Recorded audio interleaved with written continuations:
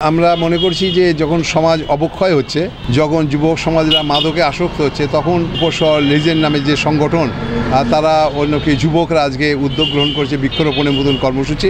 আমি মনে করি এটি মহতী উদ্যোগ এবং এই কর্মসূচি তারা অব্যাহত রাখবে এবং উপশহরের যুবকদের যারা বিপদগামী হয়েছে তারা অন্তপক্ষে তাদের বিষয়গুলি দেখে তারা অনুসরণ করবে এবং তারা পথভ্রষ্ট ছেলেরা আবার হয়তো পথে ফিরে আসবে।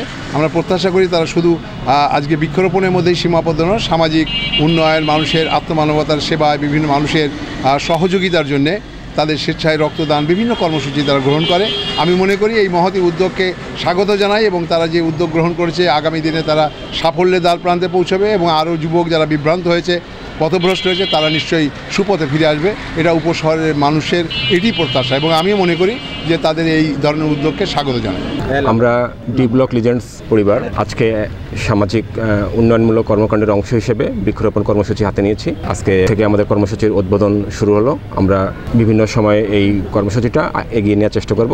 আমাদের কর্মসূচির শুভ উদ্বোধন করেন জেলা বিএনপি সভাপতি সৈয়দ সাবরুল হক সাবু পিপি। 5 নং উপশহর ইউনিয়ন পরিষদের ডি ব্লক লিজেন্ডসের উদ্যোগে আজ সারাদিন বৃক্ষরোপণ ও ফুটবল খেলার যে কর্মসূচির আয়োজন করা হয়েছে। আজ সকালে সেই কর্মসূচির বৃক্ষরোপণ উদ্বোধন করেন জেলা বিএনপির সভাপতি, আমাদের শ্রদ্ধেয় অভিভাবক অ্যাডভোকেট সৈয়দ সাবরুল হক সাবু সাহেব। এখানে যারা উপস্থিত আছেন সবাই ডি ব্লক লিজেন্ডসের নির্বাহী সদস্য।